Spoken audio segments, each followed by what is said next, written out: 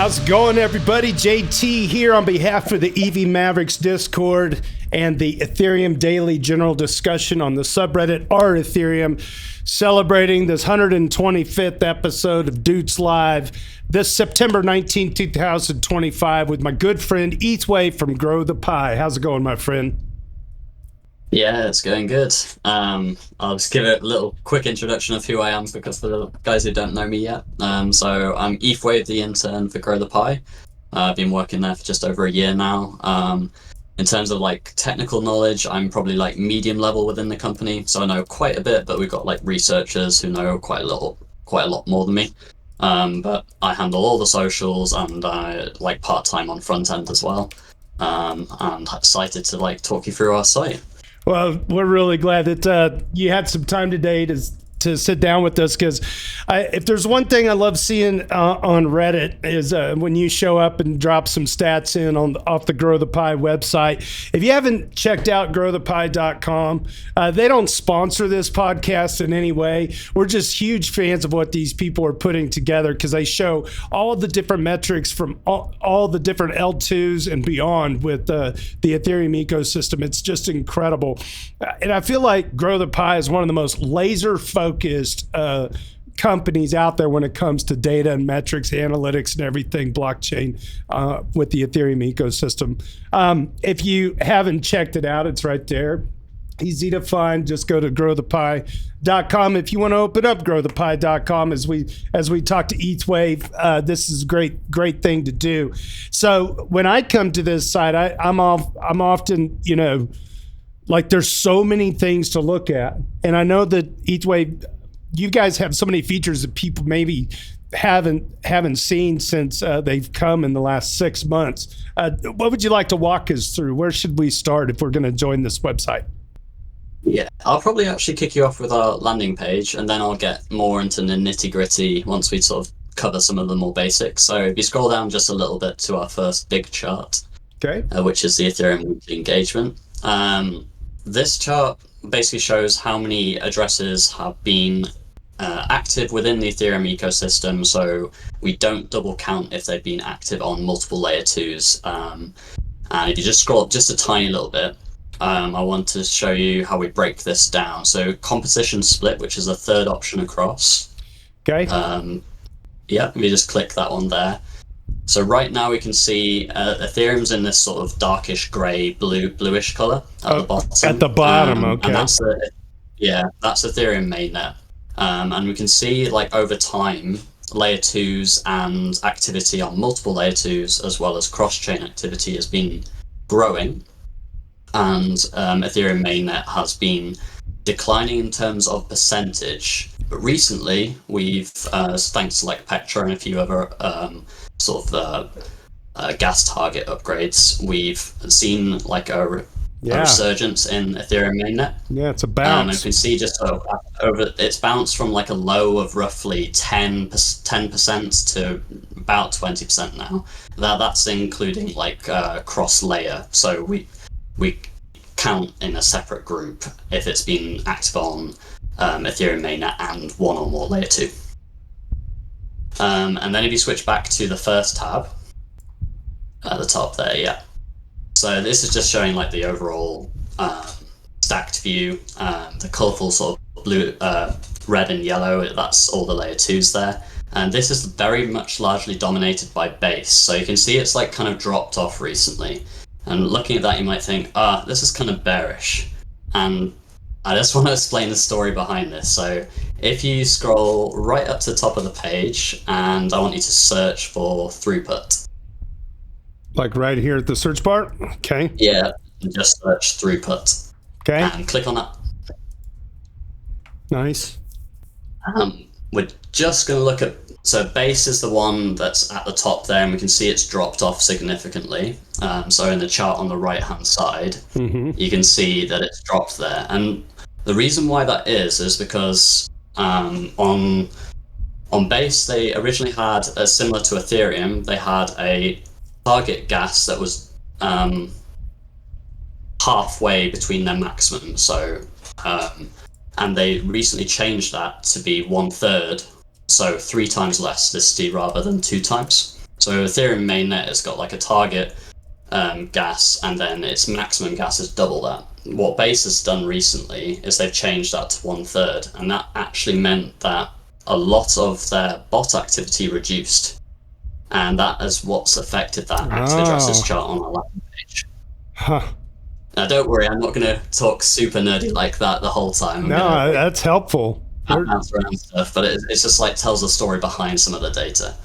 Interesting. Yeah, it's like just a massive cliff. Huh.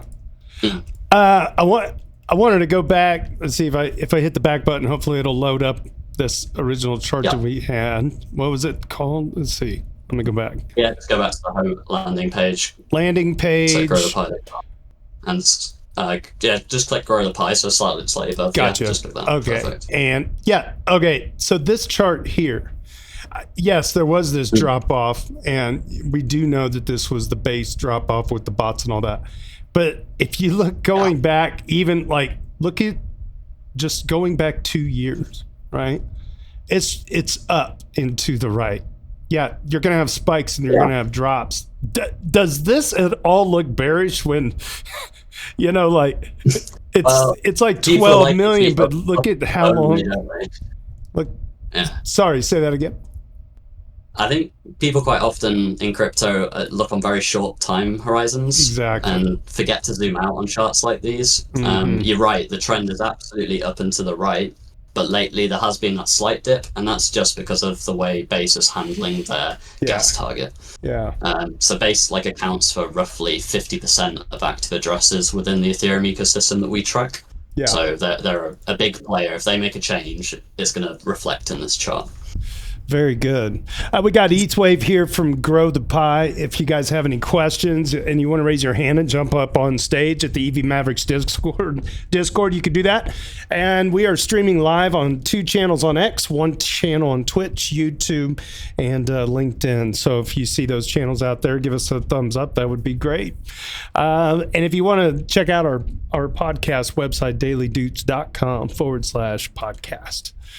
All right, so this is incredible stuff. I mean, it's just I don't know. It's really easy to see things in one page. It's such a good one pager site. You know what I mean, for everything that you can get. This transaction count. Wow. So base chain. I've never even heard of Gravity before, right? So I'm looking at this Gravity layer 2. Yeah. It's one of the many chains that we track. They do quite a lot of bridging and a bit of DeFi activity there, I think. I haven't used Gravity in a little bit myself, so still getting up. It's hard to keep track of all the different layer 2s because there's a lot of them, but each are carving out their little niche. You can see Cello is near the top there. That's a recent addition to Grow the Pie. They were originally a layer 1 that then pivoted to become a layer 2. And by doing so, they've saved an absolute fortune. They were spending about 6.9 million to their validators, and now they've moved to become an Ethereum layer 2. They're spending tens of thousands rather than millions. And there might be an argument that we want them to pay more, and I think that's something that's an evolving discussion, but I think it does make sense for us at the moment to focus on growth and attracting chains to become part of the layer 2 ecosystem. So Cello is a great addition to the pie, for sure. I mean, the debate there is whether if we charge them more, it would materially change the PE or the fundamentals of the chain. Okay, we make them pay 300% more, and it's irrelevant on a $555 billion asset, right? It just doesn't move the needle. So saying, well, we'll just make them pay basically an irrelevant amount, and they're maybe exploiting the chain or getting a cheap ride, but the focus then is on growth. That's not an uncommon thing for tech plays. How many years did something like Twitter go before it made any profit, right? It's basically having a loss leader in order to encourage growth is not a bad thing. And hopefully that growth comes in the form of making ETH the Wall Street chain, or the institutional adoption wave that we see going, right? Yeah, I couldn't agree more. We have a growth story. So making sure that the dollar cost on the bottom line is not a Some that is prohibitive. That would drive, I don't know, the NASDAQ onto Hyperledger Besu or something, right? I think that's an important. A short-term loss of revenue is important for long-term growth at this moment. Yeah, I completely agree. And like, for example, with Celo, they're a payments chain. So if we're tracking like stable coin transactions, they're one of the top chains in that category. And that's something that is so small now compared to the full market potential when you compare to like big payment platforms. And basically, if everything becomes on chain, the metrics that we're looking at the moment, they're small. They're a great start, but they're small. They're growing in the right direction, but they are small. So yeah, if you scroll down there and click on token transfers, so if you stop scrolling now, and just to the right there, yeah. So 76% of their activity in the past 180 days has been token transfers, and most of that is actually stablecoin transfers. So, and they're one of the biggest in that category. So I'm really glad that they joined us. Yeah. Yeah, definitely. So wish the alternative some for that would be something like smart contract interactions. So if you go to Fractal, it might have fewer transfers and more smart contract interactions because it's all LPs and stuff. Yeah, exactly. So if you were to go to top right, if you want to, top right of the page completely and search for Fractal, we can have a quick look at their metrics. I'm not sure if we actually track Fractal's block space because we don't track block space for every chain. So if you scroll down, I'll let you know if we cover it or not. But it'll be down near the bottom. Yeah, it looks like we don't cover Fractals yet, but hopefully we will onboard it. But yeah, I think their DeFi activity is higher, and it's there. If you were to look at the amount of throughput per transaction, it would probably be higher because they're more complex transactions. Right. LogrisTheBard is our technical interviewer. Logri, what is Fractal for those of you that are tuning in that may not know what this chain does? So Frax made their own chain. Okay. Frax had a bunch of basically were one of the LST providers, and they did this financial gimmick thing where they kind of split off the asset they were going to LP into a non-yield bearing one, and then so you got staking yield. And how is that represented? So they have the LST is a staked version of Frax ETH, and then the thing they're going to LP is a different version, a different token just called FRX ETH. And basically that means that the people that are LPing aren't also making staking yield. And so they can jack up the liquidity farming rates and basically show bigger numbers, even if it's essentially the same as our ETH if you were to include the ETH native yield, right? And that got them a bunch of liquidity. So people came in and they gave Frax the ETH. Frax would then stake it, create FRX ETH. And they said, well, what can we do with all this ETH? And so they made their own L2 and put the Frax ecosystem on that L2, basically as a way of, if you want to transact on the Frax chain, you're going to use Frax ETH. So it creates more native demand for Frax ETH, which means that they're basically increasing their revenue. It's actually kind of like a precursor to what we see happening with like Hyperledger at the moment. Hyperliquid, where Hyperliquid's like, well, how do we pay for things, right? How do we pay the validators? How do we pay the infrastructure? Well, we're giving all these assets on our token a free ride. So how do we monetize at the bridge layer so that the tokens that are on our chain are what we're making money from, right? And they're doing like Hyperliquid's doing that with the stablecoin. You're saying, oh, we're going to create a new, USDH or HUSD, something like that. It says like, this is the Hyperliquid native stablecoin, and we're going to basically white label something like USDC or another, and you're going to give us the money from the treasuries underneath it, because we're the ones creating all the demand for your stablecoin. You see, so they have the asset basically on the bridge is paying for all the infrastructure rather than having higher transaction costs or issuance in some native token or something like that, right? So it's moved the cost off of the user and taken the profit out of the hands of the people who they are generating demand for. So Frax ETH is kind of a precursor to that, in that they wanted to make money off of the FRX ETH and increase its latent demand. So they created an L2 to do that. Now you pay for gas on their chain with FRX ETH. All the FRX ETH that's bridged over there, they're making staking yield on, and you're forfeiting that as part of holding it on their chain, right? So they are old school financial wizards in the DeFi space at this point, right? They've been doing clever tricks like this for 4 years at least, right? They were one of the earliest competitors in the curve wars, so they've got a bunch of CRV and CVX that they are using to create yields on Frax. They've got Frax bonds at this point. When we went through the sort of pendle phase, right? We all became sort of more used to zero coupon bonds. They created Frax bonds. They could, as an alternative to locking capital for 4 years, you basically create a bond and it's locked, but now it's in a different form. It's not vote escrowed or whatever you'd call it, or it's just they give you the equivalent of like the PT position back without the YT existing, right? And then they throw yield on that. So that there's just a bunch of financial things they put under one umbrella, and in order to increase the demand for FRXE, they put most of that activity on the Fraxtal chain.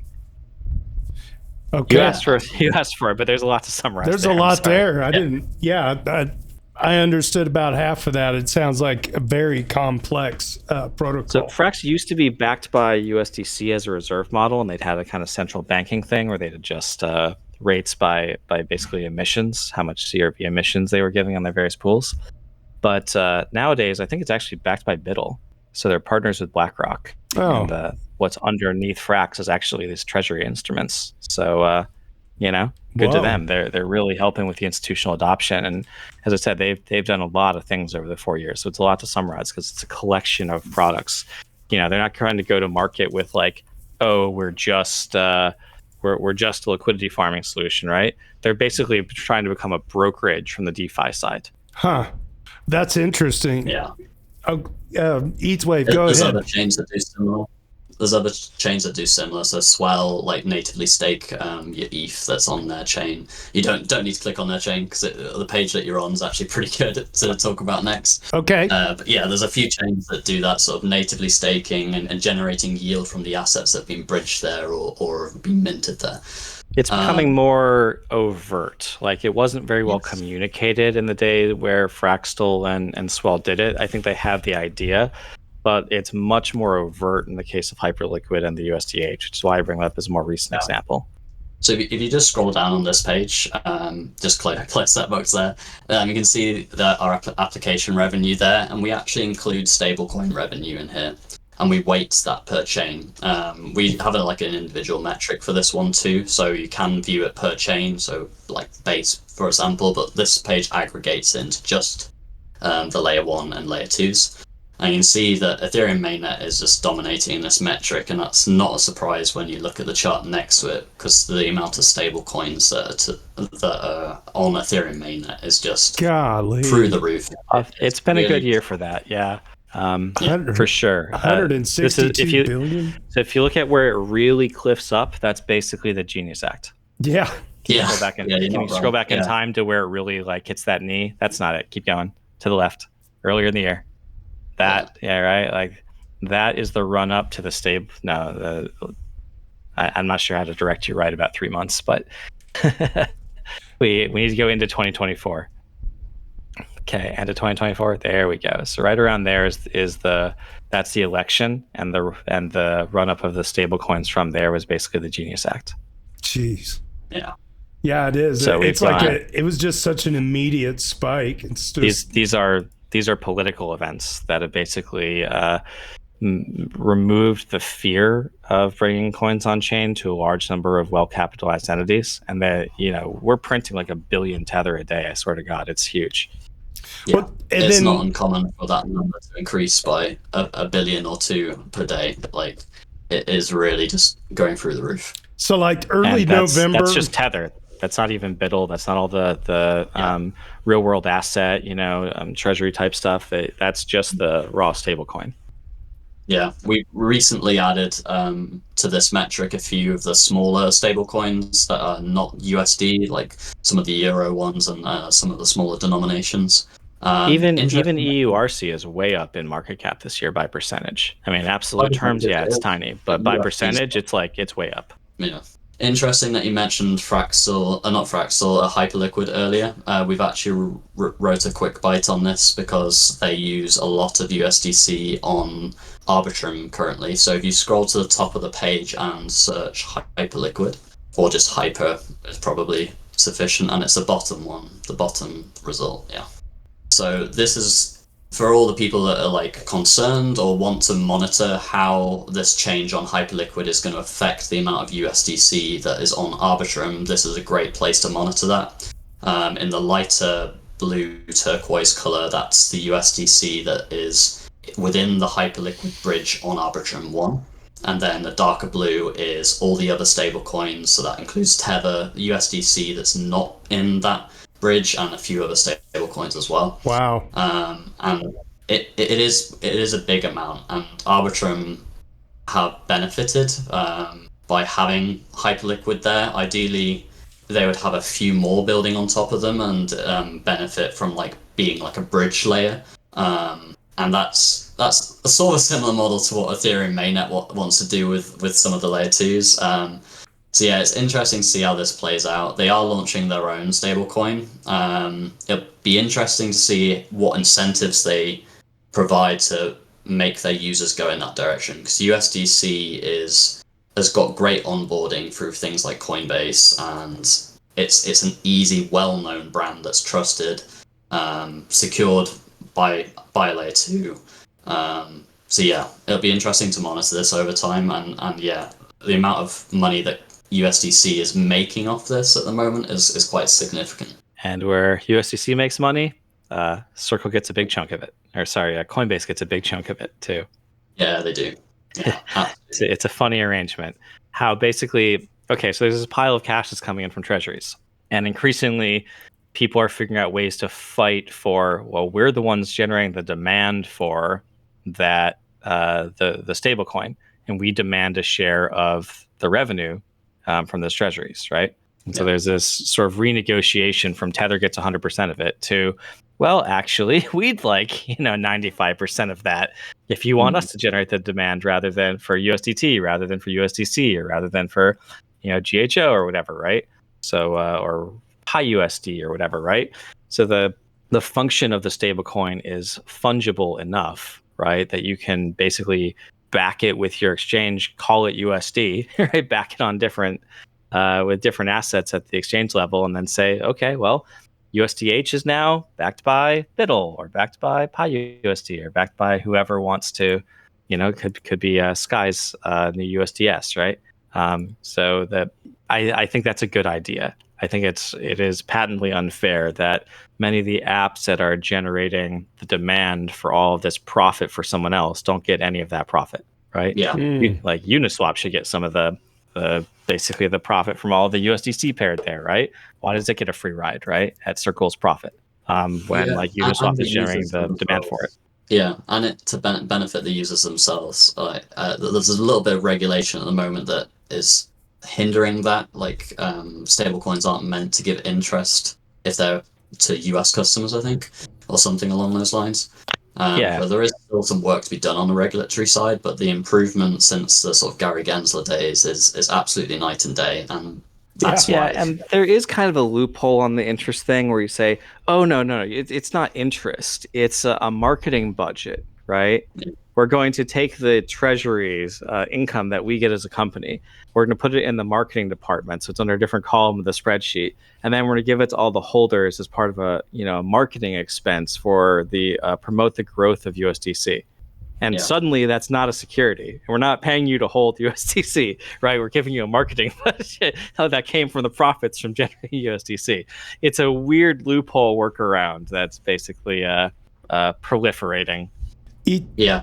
While we're on the topic of stablecoins, sure. Shopify not too long ago. Sorry, you go. No. Go ahead. You wanted to say? Well, I'll ask Shopify, after you're done. I want to hear what you got to say about Shopify.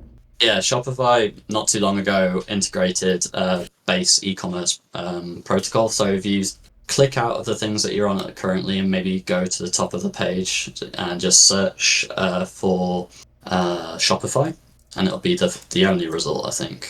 The one at the bottom. Perfect. So this one hasn't got as much traction as I initially thought it has, but it keeps getting these pulses of activity.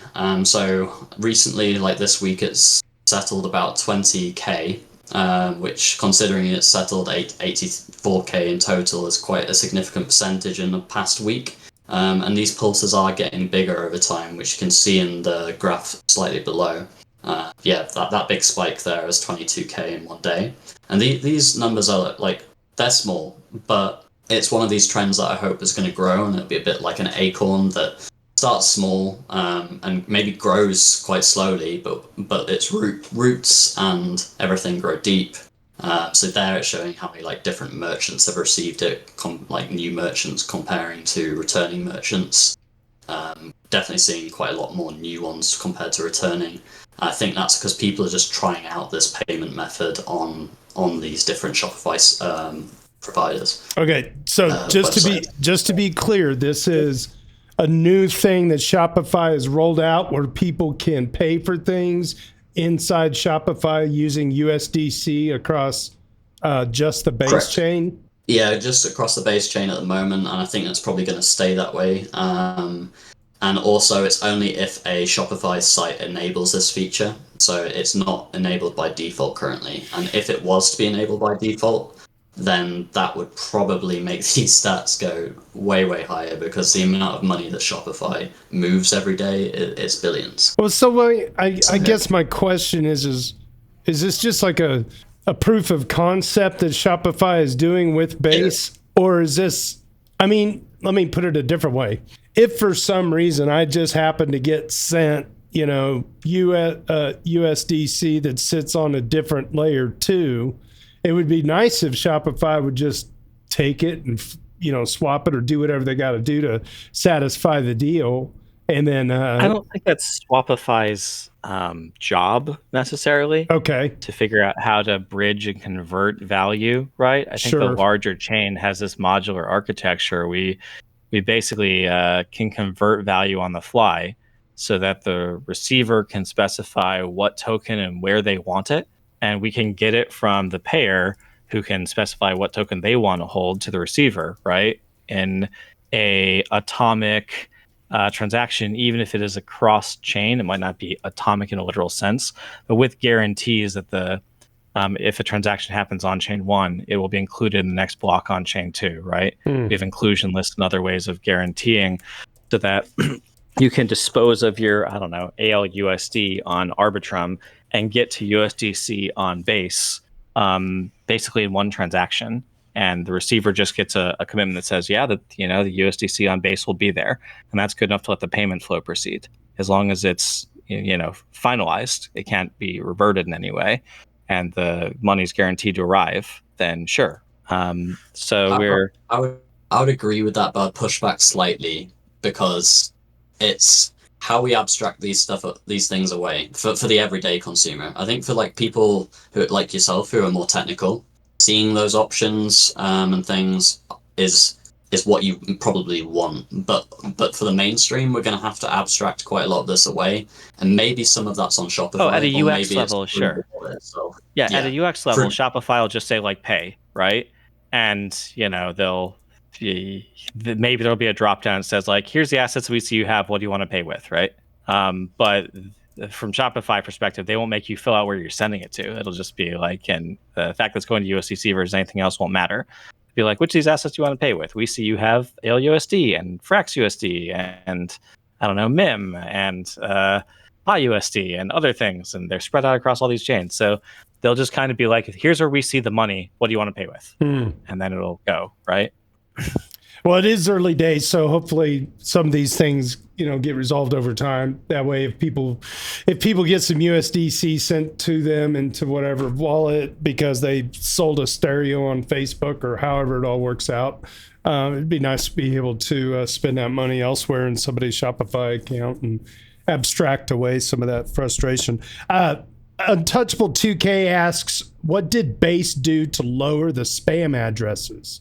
So their gas target was originally half of their gas limit, which meant that when the amount of transactions or the amount of throughput activity on that chain is below target, it's super cheap. And that means that bot activity is going to be higher because it's cheaper for them to do things. And if you think about arbitrage, if the cost of doing arbitrage is small, there's going to be more arbitrage happening and more spam as well. So what they did is they're continuing to increase their limit over time, but instead of having their target being halfway, it's only 1/3. And they may, as they scale it up, go, oh, okay, we'll make it a quarter. So they've got this capacity when there's like an airdrop or something, there's a lot of activity and people are willing to pay more, then they can still have the capacity to do that without the chain sort of really slowing down. But they're just doing it in a way that means that their typical sort of activity that's happening, that's targeted, is much lower than their maximum. There you go. That's great. That's a great question. The thing I was going to mention earlier, and this is a bit off topic, but on topic as far as keeping data and analytics going.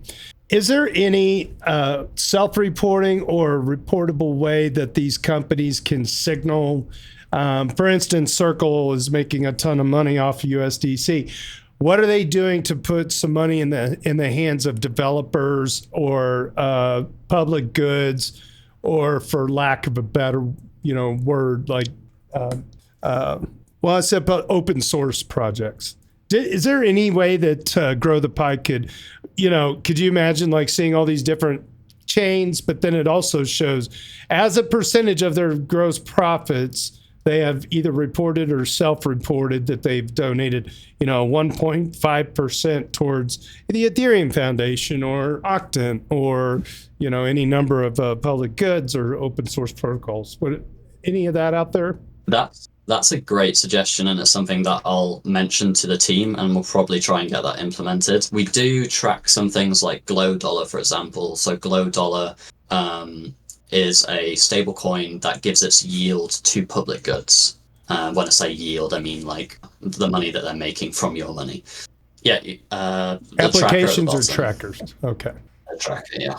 Glow Dollar holders. Glow Dollar is a fiat-backed stable coin that funds public goods. With Glow Dollar, this sounds like a rapper's coin. You can help fund public goods, Gorilla, and charitable causes just by holding a stable coin. It's a new donationless form of philanthropy. Donationless, interesting. So just by virtue of using it, you're not giving away the dollar, you're giving away the interest on it. Interesting. And then you have the different groups that are holding Glow Dollars, huh? Some familiar names that are big in public goods like Gitcoin have a certain amount of Glow Dollar. They do campaigns that are linked to Glow Dollar. And I'm sure a lot of your listeners are also aware of Octants, which we also have a tracker for. That's Glow Dollar's website. Definitely recommend people check them out. They're not the biggest stablecoin, I'm not going to lie, but they are getting a bit of traction, and I think there's something to watch over the longer term. These things sort of take time to play out, and it's like a learning process. And they just need to get some DAOs that are willing to, donate some of like the curve bribes or something in order to create liquidity on the GLO dollar, which is a fine idea, right? Bribes are a force multiplier on liquidity, so it'll drum up demand at a greater than $1-to-$1 ratio. But yeah, the market cap's like it's not even 10 million or something right now. So I wouldn't say it's highly successful. They need to really fight tooth and nail to get someone with significant CVX or CRV to basically incentivize a curve pool. That's one of the examples. There's like Optimism do retro public goods, and there's a lot of other chains and ecosystems and stacks that do different things. Probably if you on the menu on the left hand side, if you go down to public goods. Hey, there we go. First option there, yeah. I haven't looked at this page in a while because we made it quite a long time ago. But yeah, these are some of the rounds that they've done. It's how much they've given them over that time.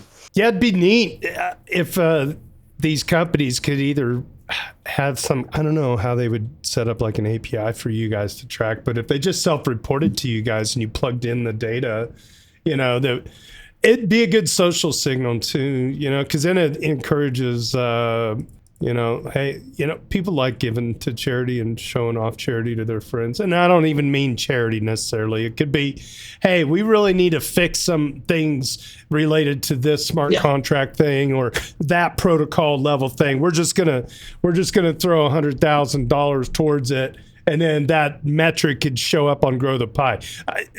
Please don't misunderstand me. Not everything needs to be a charity thing. Sometimes it's like we need to work as a group to fix shit that needs fixing, faster and stuff like that. Yeah. So that's cool. I kind of look at a lot of public good funding as almost like crowdfunding. That would be difficult for like one person or one organization to fund, but if there's enough demand for it from like small individuals, they can signal to these bigger players that, hey, this is worth you funding because it'd be useful to us. That's something like Octant does by allowing its people to. Are you looking for your address? Yeah, I was gonna say. It might not have. It might not have all the .eth in there. Oh, the ENS. Let me see. Better not do that on live stream. Well, no, on my jtnickel.eth address. Let me pop it in here. I think I got some GLM locked up in there. In fact, I know I do. Let's see. I thought you could Google that shit now. One second. I thought you could. It tried to make it into an HTTP. How cute. Okay, here it is. Yeah. So if you Google it the right way, all right. There we go. It doesn't even show the amount blocked, but yeah, I'm in there. I've had it in there for a long time. That's great. That's cool. I didn't know that you guys tracked all that stuff. That's fun. Very cool. I even lose track of all the stuff that we track because it's amazing. Got our fingers in a lot of different pies. Yeah, once you guys were like, hey, let's start this thing, and it's like, wow, there's a spaghetti of projects out there these days. It used to be so easy back when everybody was just trying to, put their ETH in the DAO. Oh God, that takes me back. I remember where I was. Yeah. God dang, that was a long time ago. I can't believe it. How long ago that was. So on that subject of us having a lot of pages right now, we haven't released a lot of the changes that we're working on, but they're more like UX upgrades to the things that we already have. So we are going to be launching more pages in the future, but we don't want to forget the pages that we got. UX is really important to us, and we think it's like a missing part in a lot of crypto. So we want to be part of the solution to that, at least in the analytics side. So we're working on quite a few UX improvements that will be rolled out by the end of the year. Some hopefully by the end of this month. So yeah, that's in terms of new pages, that's going to be a bit later on, but we're going to be improving our current providing, and like on our single chains page that you were showing earlier when you showed Fractal, we're going to be showing transactions per second on that page rather than just on the ecosystem page. Yeah, we're redoing a lot of things to try and make it clean and more user friendly, and the search as well is going to be optimized to make it even more user friendly. It's pretty neat though. I mean, I love stuff like this. It reminds me of Transaction Street, that website where you see all the South Park characters getting on the buses and shit. Releasing this made us realize how much people like movement and like things that are updating like in real time. So that is going to be something we're going to try and do more of in the future. With applications as well in the longer term. That's something that we think is important when like a game launches. You don't want to hear about their stats a day later. You want to see it live as it's happening. So yeah, we're going to be exploring that. It'd be neat to make a little widget for OBS, just a little Grow the Pie widget that shows like price transaction per second. I could just have it run across the screen or whatever, like a ticker. Grow the Pie ticker for OBS. Just all you gotta do is put it on the feed. I mean, not that we would get you a lot of traction, but I think Bankless could, or somebody. Yeah, that's fun. Yeah, for sure. Robinhood would be another good thing for as long as we've got time. Yeah, let's do it. Know when I'm taking too much time. No, we're good. You're here. Let's do it, Robinhood. Tokenized Be the stock. bottom one, quick bites. Can you tell me this real one quick was before not- we go into this, what was the difference in those search results? Like if applications versus quick bites, what is the different page for? So a quick bite is like an article that we do that's data driven on the subject matter, and sometimes we'll also have Okay. application metrics for them because their application is running on one of the layer 2s that we track. We can show you like how many active addresses or how many transactions they're having over different time periods. Okay. But the quick bite itself is probably a bit more informative. Gotcha. For like an overall view of which stocks are being tracked and how many stocks and what the progression is. Nice. So unlike, I don't know if you guys watched the announcement of this. I think it was in France not too long ago when Vlad, the owner of Robinhood, announced this. Did you guys catch that at all? I remember the announcement. Yeah. Yeah. So he was basically trying to say that they're gonna have a platform on website and mobile that's gonna be centralized, and it's gonna be for European users only to begin with, hopefully onboarding US customers, and they're gonna basically do the tokenization in the back end, and that's gonna be their first step towards having stocks as tokens that you can use in DeFi later on. So at the moment, they're just being tokenized in the back end, and we're not seeing trading volume. We're seeing the daily chains change. So they're burning stocks when more has been sold than bought. But if more has been bought than sold, then they mint more versions of that stock. Right. Each So has got an address. Right. So this is basically how ETFs work, right? Where you have like the ETH ETF, and if people buy the ETF is over NAV, then they're obligated to mint and sell shares of the ETF in order to buy the underlying and sort of maintain PEG. However, the reason that this is not available to U.S. customers is basically if you have something that is offered to U.S. customers, you have to KYC. You have to keep track of who is owning it. You have to have a cap table and all of that. There's a different set of laws that applies to, basically what are securities, but offered to non-U.S. customers. It predates all the Securities Acts and all the tracking of all the KYC and AML stuff as you sell it to non-U.S. persons. And the difference there is it's essentially ledgerless. So you don't have to KYC. You just have to make sure at the time of sale, is to the best of your ability, it's not a U.S. person. And then at that point, you don't keep track of who it is. So when it hits the secondary market, you can now put that on Uniswap's KYC list, right? You only have to KYC at the time of issuance. And then there's basically a period of time where that person has to hold it and while it seasons. But after that, it's free to move about. And so if it ends up in the hands of US people, well, that's just, an unfortunate side effect of a loophole, right? And so where they're using this separate rail to basically, I think eventually the ridiculousness of this will force its way through the courts or force its way through Congress as we get the rise of tokenized stocks and this model works. I think that there will be some outrage going through Congress as to why are U.S. citizens disadvantaged that they can't get all these benefits, the blockchain, the 24/7 markets, the yield farming, whatever that's going to happen, on chain. Why are U.S. citizens put at a disadvantage by these laws? And they'll probably change them eventually, but you have to get people pissed off enough to make that happen first, right? Bingo. And so this is a way to first make the U.S. citizens disadvantaged enough that maybe we get pissed off enough and change it. It's a way to bootstrap it into essentially a ledgerless system so that you can put it on Uniswap, because otherwise Uniswap would have to KYC every in and out. You have to whitelist every smart contract it could go to. Would have to be separately whitelisted, and who controls that, right? So it is annoying that it has to go through this way, but there is a method to the madness here, right? There is a deliberate strategy to be able to grow it through this kind of legal loophole that predates a lot of the control systems. but it only can apply to non-US citizens. And then through that, we're hopefully going to be able to get to a critical mass of enough billions of dollars of value that they are not going to patch the loophole. Instead, they'll patch the main system, right, to get rid of the stupidity.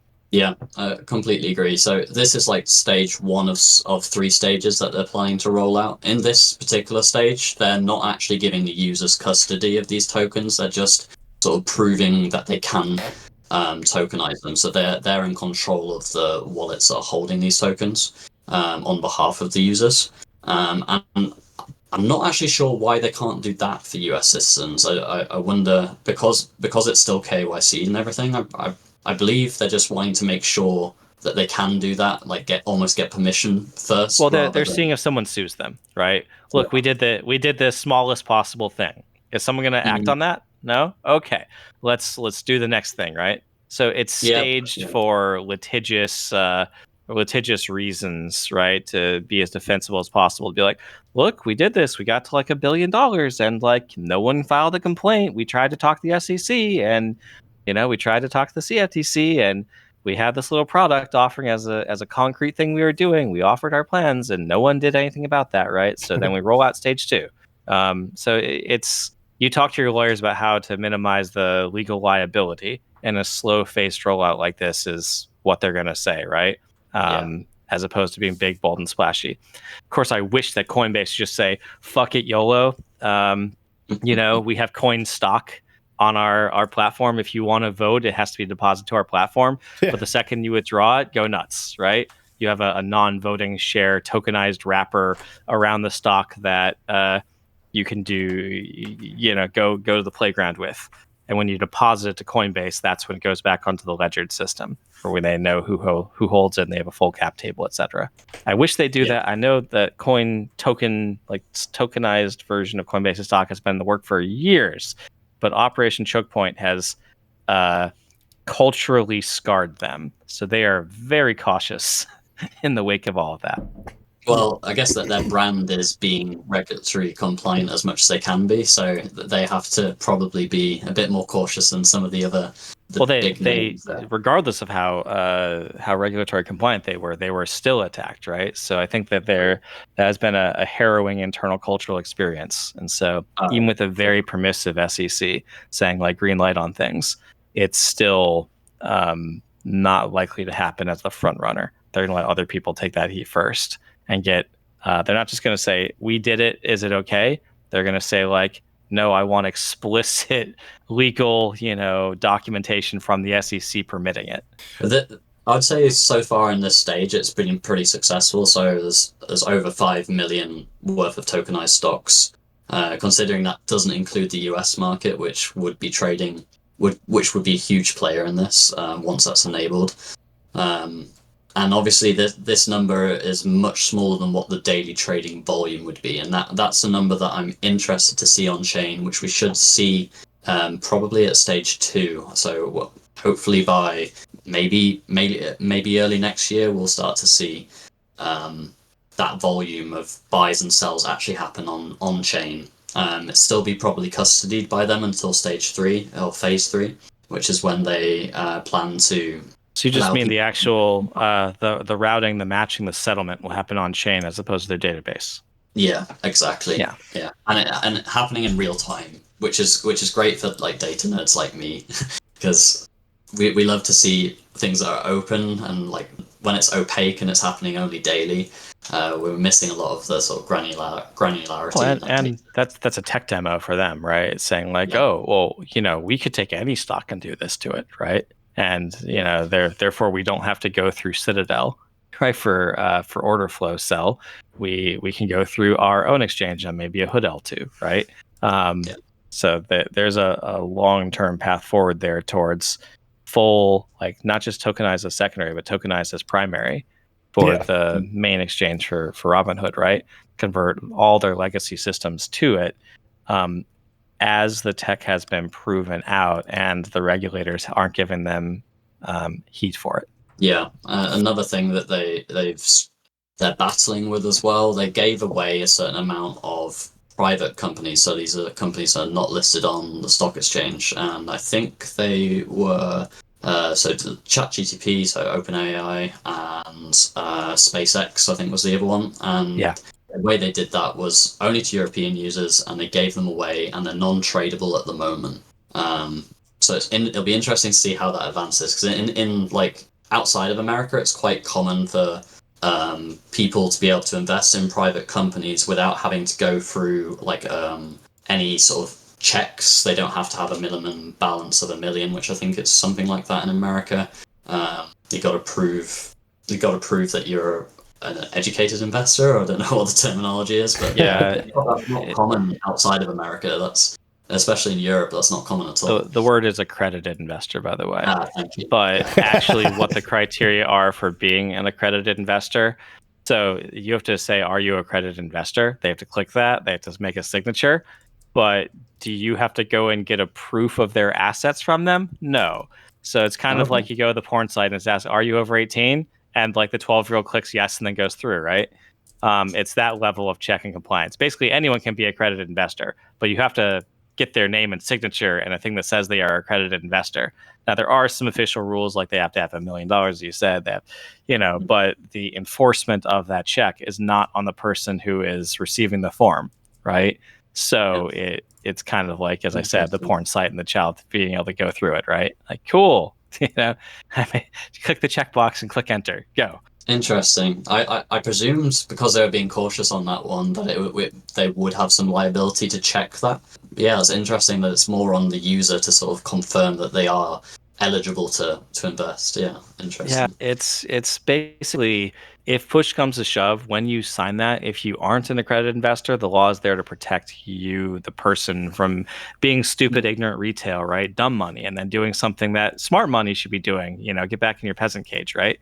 So if you lie on that form, click check, and then lose money, and then you come after them saying like, but I'm just a dumb, stupid retail, they say, well, you defrauded us, right? You lied and misrepresented yourself on this form. Well, of course, we would have never let you, dumb money, do the dumb thing, but you told us you were a smart person, right? Playing ignorance. So that's where it is, right? It's so stupid.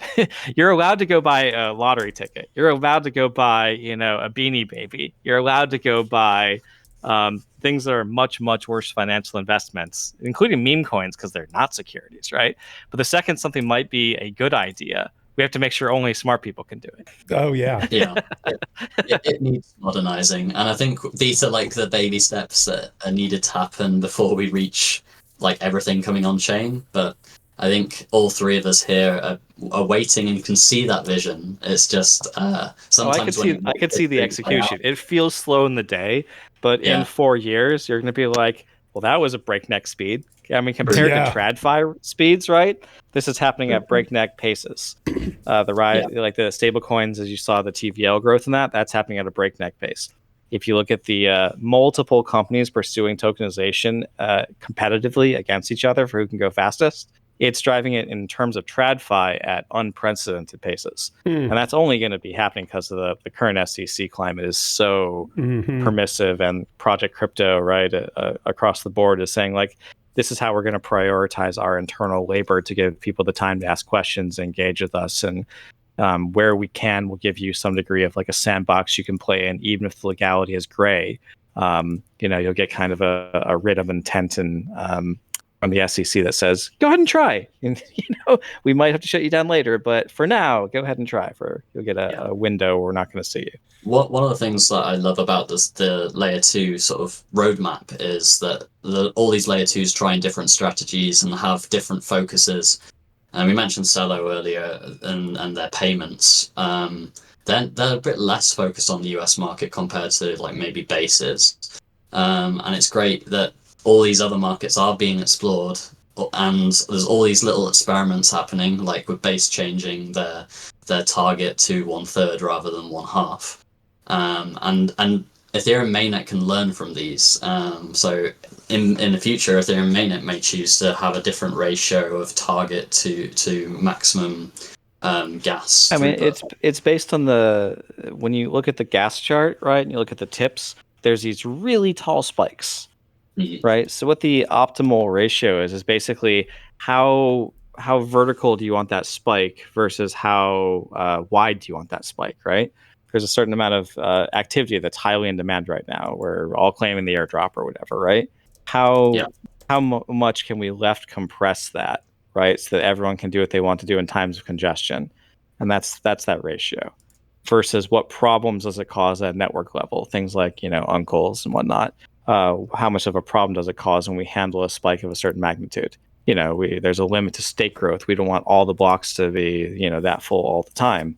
But insofar as there is a short event where we have a high demand, how vertical do you want that spike to be? How much can the network handle during a short burst versus in a prolonged 10-year period? I think I lost ETH Wave. No, I'm back. I'm sorry, my electric Hoover was just going off, and I didn't want that to be in the recording. What was going off? I've got an autonomous electric Hoover that's decided now's the ideal time to clean. So I didn't want that noise in the background, so I just quickly turned it off. It's sucking up all the transactions fees. It's sucking up all the Solana spam. That's what it is. Aerodrome. I noticed you guys are tracking that. Can you tell us, or maybe Logri, what is Aerodrome? It seems like it's pretty popular at the moment. You want to take this one? Yeah, so there's a variety of exchanges, and sometimes you get something like Curve. I think Aerodrome is a fork of Liquidity, which was an Androcronia project that has been forked. But basically, you get a DEX that is a fork of a known code base, but they're going to own the growth and promotion of that on a specific chain. So Aerodrome is Base's version of this. And it does, I think that it's one of the things that supports compressed liquidity management, CLM pools. And it's just it's the major Base exchange. Gotcha. As opposed to, Uniswap being everywhere, right? It's I think the Velodrome is, that's the one for Arbitrum, and Aerodrome is the one for Base off the top of the head. Okay. Yeah. That helps.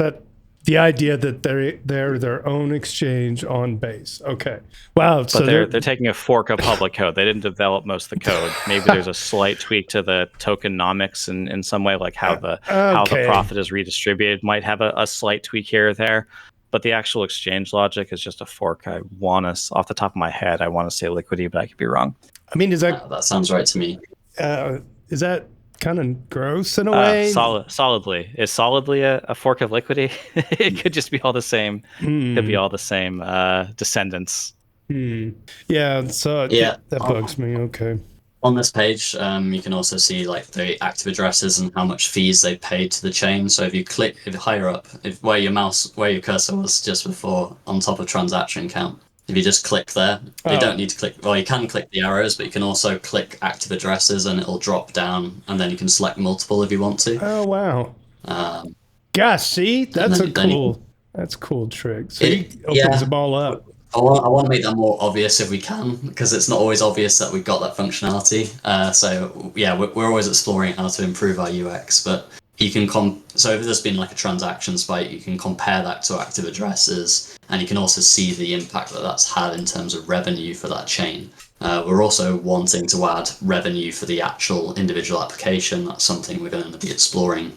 More and more metrics for applications is going to be definitely on our roadmap, because that's something we want to support. Is the builders of these applications, they need data to understand how their application is being used, which contracts are being used, and like who their biggest users are and things like that, and what time of day are they having the most activity, that type of thing. Nice. Okay. Yep, fact check that. So Aerodrome is from Solidly, which is the actual name of the Androcronia stuff that everyone's forked from. Gotcha. I was close. Close. I'll leave that one. Yeah, you're good at this stuff. Let's see. It's a spam comment. I'll kick this guy off the chat. Boom. All right. What else do we have before we move on to the second part of the show? Anything else you want to cover? Yeah, I'll probably quickly run you through block space. So if you move your cursor down towards block space there, it'll open up two options, and we'll look at category comparison. Excellent. I'll see if that page loads. Yeah, perfect. So this this is one of the pages that's maybe a bit more for our technical users who are wanting to see what is actually being done on each chain. So through the Open Labels initiative, we've got loads of contracts tagged and tied to different categories and to different applications. But within these categories, we've also got subcategories. So I mentioned earlier about Celo being very good at stablecoin transfers. If you click into token transfers, just slightly to there, if you click the little arrow that just below it, it'll drop down, and you can deselect all of them apart from stablecoins, which is the one on the right. So deselect that one and deselect that one. And because Celo's not been around for very long, if you put it to a 180-day time span, which is just at the top of your current screen, can see that they're significantly higher than a lot of other chains. Now, there will be some stablecoin activity that we're not tracking in this because it's to do with DeFi interactions rather than stablecoin being moved from one address to another address. It might be being put into a decentralized exchange to buy something that wouldn't be tracked in this particular metric. It would be tracked in DeFi. But yeah, this is just if you're interested in what chains are doing and how chains are different, this is a great thing for people to explore. As well as if there's a sudden burst of activity on a chain, they can see where's that burst come from, what category, what subcategory, and even which applications themselves. So I just thought I'd make your users aware of this one because it's one of our gems that's often not known about as much as I'd like it to be. That's nice. Yeah, it really peels back the layers of the onion, like it tells such a, growthepie does a great job of telling the whole story, like the data doesn't lie. So, when people use data to fit narratives and something doesn't smell quite right with the argument, you can come here and see for yourself, and like being able to stack things up or take things out, and, you can really get a complete picture, not to mention on several different timelines. Very neat. Very cool. I just did the chain overview one too. Look at that. Yeah. So this one's a little bit more complicated. As we've added more chains, it's got maybe a little bit harder to understand. But if you scroll down a little bit, we've got the overview of all the chains. And if you go into, slightly higher, it's that colorful chart that you just scroll past. If you click absolute just below it. Absolute just below. That color, slightly lower. Right here? Yeah, I think it lagged. Okay. Yeah, perfect. And then you can do this per category. So this is not subcategories. This is only like parent categories. So you're currently on DeFi. And if you wanted to just see it for like Tyco, you could click the pink line that's at the top of your screen. And it'll take, that's fine. And scroll down on this page, and it'll have the same sort of view, but just focus on Tyco. Yeah, down there, perfect. And yeah, you can explore it that way. Currently, it's on like percentage share of usage, so that's why it's maximized. But you can again click absolute in the bottom right, which actually for Tyco it has decreased quite a bit in all categories. They'd run different campaigns at different times of the year, so they have activity spikes relating to those campaigns. At the moment it's a little bit on the lower side, but it's an example of a base roll-up. I want to see more base roll-ups as blobs get cheaper. This is something that we'll probably see more and more of. Fantastic. That's really neat. All right. Good stuff. growthepie.com.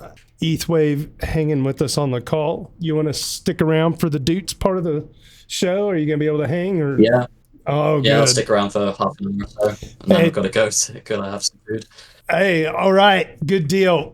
Thank you once again to ETH Wave from growthepie.com.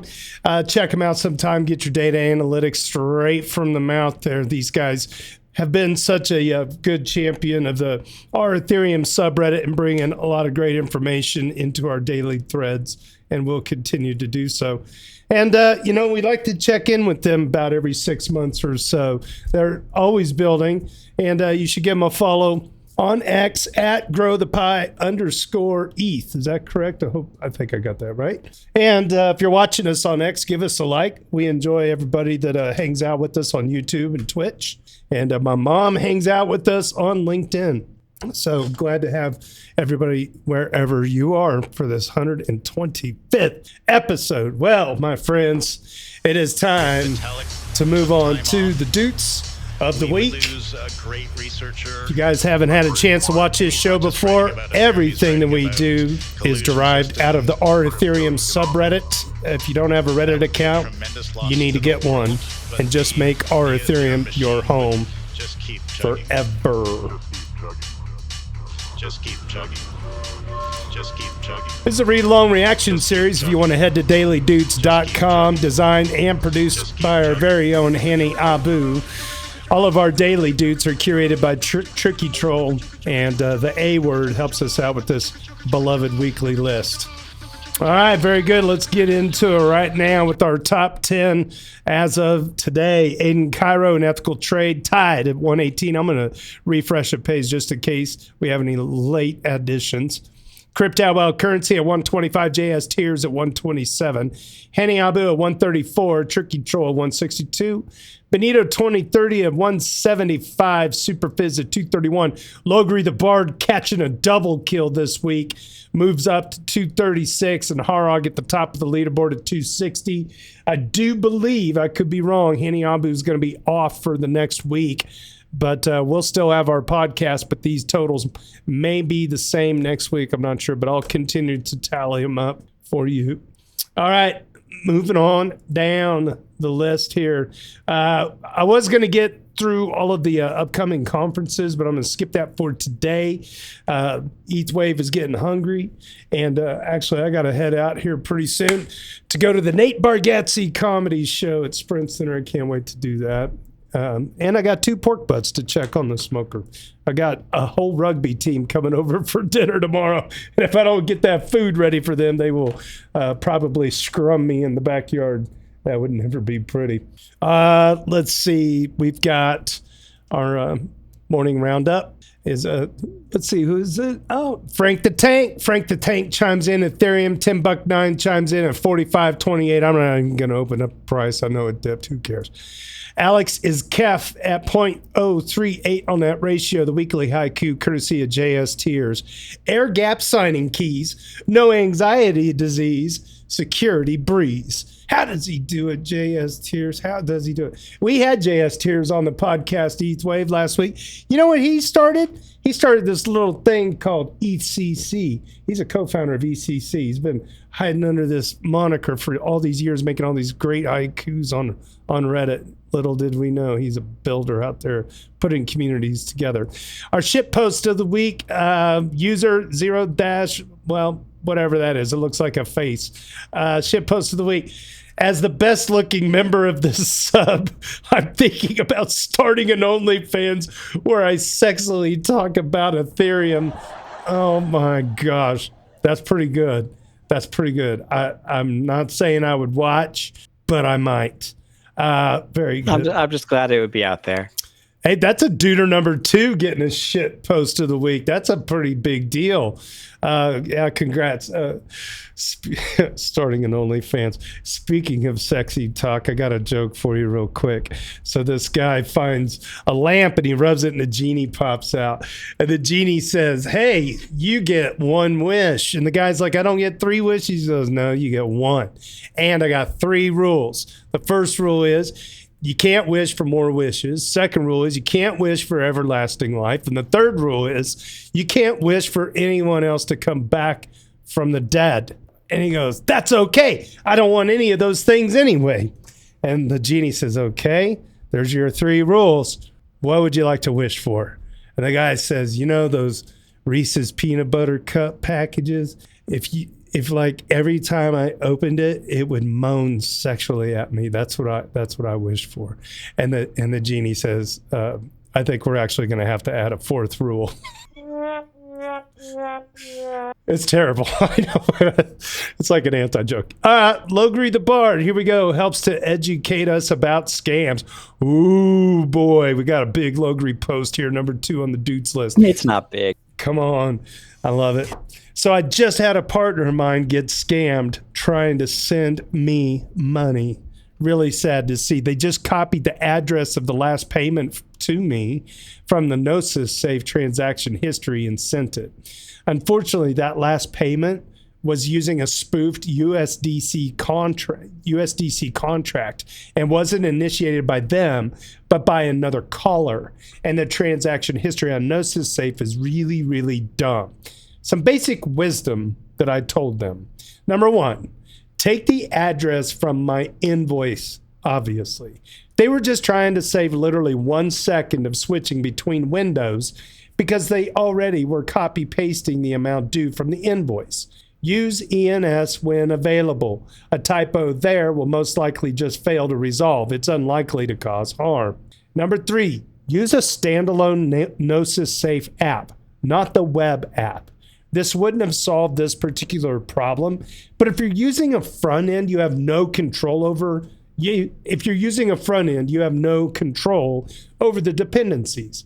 This is a problem with ERC20 sends in general. As I write in my Explorer's Guide, quote, there are attackers who generate wallets with similar addresses to ones you own. They'll even dust attack you with some tiny amounts of funds to your address, so their address will appear in a short list when you fill out the send form. You can simply miskey something and replace a character somewhere. An OS virus can replace the target address in your clipboard. A malicious wallet software can replace the target address in the transaction before forwarding it to your hardware wallet. There's just a lot of things that could go wrong with this model, end quote. This entire attack vector would be better avoided if we had a decent invoicing system on chain. Ooh, I like that idea. That's a good idea. In addition to sending them the legal invoice form, I could have sent them an invoice on chain, so I would pull the funds from them. If someone somehow hijacks the address on my pull, then an invoice goes to a scammer address and no harm is done. Does anyone here have any experience using a decent on-chain invoicing system? I know Request Network was supposed to do that back in the day, but they don't seem to support sign-in with Ethereum or even wallet logins on their site. And I'm not buying some shitty rec token to interact with a basic invoicing system. That is from LogrisTheBard, author of tokenomicsexplained.com. He's got a rabbit hole explorer's guide among other articles, including this one. Oh, it is the rabbit hole explorer's guide. There's a lot of bullet points there that Logri has put together. I'm sorry that happened to your employer or whoever you were consulting. Real sad. Yeah, it's just real sad.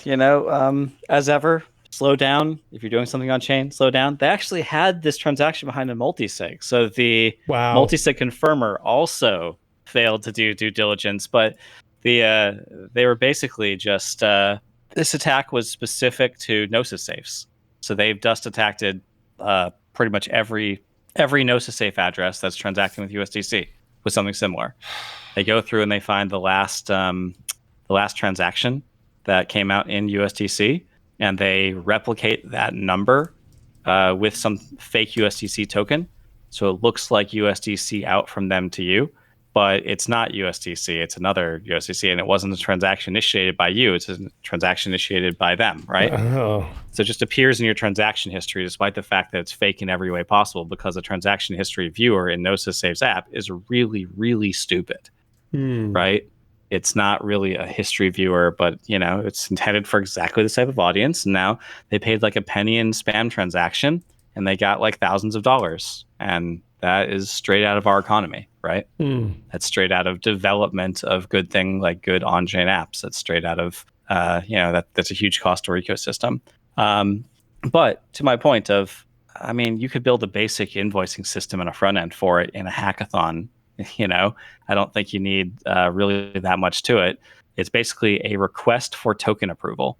That the response that you'd click in once you get that is basically creating a token approval so I can pull from you. Token approvals are pretty standard. Send from calls on the ERC20 is pretty standard, right? People know how to connect their wallets. We just have to have some that can view and have ENS integration and on the invoice, they'd be able to attach metadata, so you'd know exactly what that was from. You'd have the on-chain record, which maybe help with some tax and documentation type stuff. So really not a big project. But I've asked around. I don't know anyone that's done this and even made a decent attempt at it. I wonder if Megan Knapp from Franklin Payroll, she does payroll stuff. I mean, payroll maybe is not the same as invoicing. But boy, I would reach out to Megan Knapp and see if she knows anything. Because, geez, if you're bringing that idea to her and she knows some, or even Paul Brody from EY, I'm wondering if that seems like a product right there that's going to be more in demand than ever. I mean, I do this in a manual way right now, right? Where I send a manual invoice. I'd just like to be able to take the metadata of that in some somewhat structured way that the website understands and dump it on chain. And basically your response to that is to create a token approval. And then my response to that is to use the token approval to pull the funds to my address. Yeah. This is like literally a hackathon project for anyone that goes to like ETH Denver and wants to participate in the hackathon. Here's an idea. Literally crank this out in a week. Yeah, and it would be, I don't know, if you have, I'm trying to think of like, okay, let's say there's a trucking company that regularly does. No, I don't want to do trucking because I talked about it last time. Let's say you're a trusted construction outfit and you always do work with this same company over and over. Well, somebody's got to do the invoice for all the man hours and all the paperwork and whatnot. But if it's like there's already a trusted larger agreement, it'd be nice if you could just drag and drop the invoice over to the other company and their AI reads the terms of it and everything looks good and it just automatically disperses the funds in real time. And it would be like a Shopify USDC, not just on base thing in the future where just the invoice goes to Shopify. You could build in a cart style system where I go to the person that I'm invoicing and basically use a cart style system and say, I'm going to check out. You pay me 7,100 USDC or whatever, right? Right. You could do it that way. It would just, I don't think the semantics hold up, but I guess at a financial level, it's very similar, right? Yeah. Me shopping on you for some amount. There's not really an itemized set of things to buy, but an invoice does have like, well, here's the number of hours and here's other services, so I guess there is an itemized list of what you're paying for in an invoice. So in that sense, you could make a cart style solution of it. But as I said, I want the metadata for them to be able to refer back to. That's why I send a physical invoice in the first place for tax reasons. And I'd like that to be on chain to the degree that, well, they don't just have an ERC20 send. Frankly, it's the same type of problem of, okay, you go to deposit to an exchange. Here's your deposit address, ERC20 send.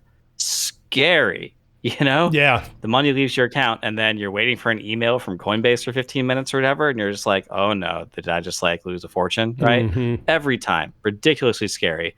Why doesn't the Coinbase website allow me to connect my wallet through Rappi and do the deposit that way, right? Zero interception chance then. I don't know how exchanges have gotten this long without adding basic functionality that we take for granted from any DApp today. Yeah, fair point. I was chuckling a little bit ago because speaking of invoicing, there was I don't remember if it was an article or a video or something I was watching about government waste and the amount of invoices that get put into like everything from like NGOs, like these private contractors that just have been billing the government for freaking years after COVID's done, and they're able to still sip funds out of it. They're not doing anything, so there's got to be a tie to like a proof of work aspect to it too, even if it's a trusted, contractor. It's a novel idea. I like this invoicing idea that you're talking about that can really lock tight the transaction rails that, to keep everybody, in sync together, like you said, being able to just deal directly through Coinbase via your own wallet rather than sending it into the ether and hoping that the smart contract on their end puts it in your account. It's just, I get it. All right, moving on down. The Rat J asks about blind signing. Speaking of transactions, this is a duder number one. Duder number one for the week. Congratulations on making the list. Pretty cool when our first time duders make the weekly show. At least I think so. I was swapping some RETH to ETH using CowSwap. I love that. I love that site. On a Ledger Nano S using MetaMask. This requires blind signing. To my untrained eye, there was nothing I could validate on the Ledger screen to confirm it was the correct transaction. This is definitely a bit of a problem. Gee, you think? I just went with it, and luckily the trade worked as intended. Is there something I should be looking for to check to ensure it's the right transaction? Is there a different wallet such as Rabby that would fix this issue? Is there a different hardware wallet that would fix this issue? Okay. At the risk of being a shill, I'm going to tell you to get a Grid Plus Lattice one. Is it perfect? No. Is it open source? No. Can you at least do address labels that show up on the device itself? Absolutely. You can actually go to every part of the CowSwap contract and label whatever you want, to where anytime you're doing something, you could put the RETH address in there, the contract in there, address in there, make its label, make the label for your wallet. You could make the label for the CowSwap addresses that are involved in that smart contract. And you can make the screen show you things that are human readable in a way that really just takes out any confusion that things are working the way they should. And really, you don't need to go like completely overboard. But if you don't see those address labels pop up the way you thought they would, immediately decline. Don't do the transaction. Double check your work again. That's all I got to say about that. And I'm praying to God that they come out with the Lattice 2. They're talking about it, and it will fit in your pocket from what I understand. And I hope to God Justin LaRue hires me back on to do videos for them again, because I love that company. I love that company. Bought more Lattices than they've given me. That's how much I love it. Anyway, that's just me. Other than that, I don't know what else. There's other hardware wallets out there. Maybe you could help me. ETH Wave or LogrisTheBard. Are there any other? Like the other problem with Ledger, there's a million of them. I don't want to dog shit on them too much, but it's pretty easy. A lot of times you have to use like their web face. Don't you have to use like their web interface for some of this stuff too? And it's kind of like you're really giving them all your data every time you do anything with their devices. It's kind of the short answer. I hope somebody can correct me on that, but that's to my knowledge, not to mention the fact that I get so much spam and text messages and bullshit related to their data leaks. Okay, not a fan of that company.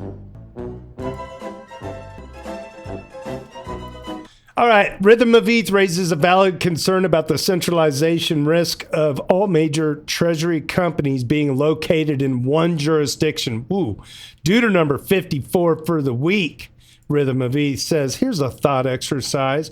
What are the risks to Ethereum when it comes to DATs, all being US based, and with a combined target of roughly 20% of all ETH currently in existence? That's a good question. I find myself thinking that having a variety of DATs is meaningless if they are all US based. What's the likelihood of a seizure of assets or a flat out prohibition in the future? Ethereum is pushing for scale, but also for privacy features. I fear the latest policy shift is just mirage, and that the end game is too damaging for the power accumulation of any government. So it's likely going to be slammed into the ground, not even by political opposition. It's even more likely to happen at the hands of the same administration currently encouraging it. How likely is it that Ethereum actually gets embedded into the current traditional financial system so that detaching it becomes more problematic than the alternative of letting it run? Wow, that's some freaking pot smoking questions there. I like it. Exactly 0 people replied to them though. I mean, I've thought about that too. If you get a total capital capture, do you start to lose? I don't know. That's a good question. Does it get so imbued that you can no longer separate back out into a privacy thing if you wanted it to? I don't know. Remains to be seen. I mean, BlackRock's got a seat at the table now, boys. I don't know with that influence in the political swings of the wind, and the pendulum swing hard. I mean, it's a thing. It could crush the price down real quick, right? Mhm. But it's not as though 20% is enough to disrupt the Ethereum chain. Bingo. And not all that 20% is going to be under the same staking provider. Even if FundSpot owns even if Bitminer owns the ETH, and then they give it to Lido or something, well, then guess what? Like, Lido is actually the one that decides what client to run, even if Bitminer doesn't like that, right? The only option is to request withdrawal and then take it to we'll say in this term would be compliant staker that would follow whatever the judge's whims are, right? Mm-hmm. At which point, we'd see that happening with plenty of time. To that withdrawal queue would get pretty long. They'd start to move it over. We'd see this unfolding. The Ethereum Foundation get together. We could decide to do something pretty fun to the funds wherever they're moving to, right? Including just zero the address. Yeah. Wow. You can just say like, well, those coins are gone because those are going to be used to attack the network, and we see that coming, right? So there's the tech. Play stupid games, win stupid prizes, basically, right? Yeah, the tech oligarchs fork out the government. And then if Bitminer had its address zeroed, they would sue the U.S. government for forcing them to do something that got their address zeroed, right? They'd sue the U.S. government for billions of dollars and probably win the case, right? And the U.S. government would cover the loss, right? So it'd be, I'm not really scared of the network health from this. Even if they got the 33%, I still would be scared of the network health for this, because part of the ETH that they're going to have, going from a yield-bearing strategy, you want to optimize your yield. Is the optimal yield staking? Hell no.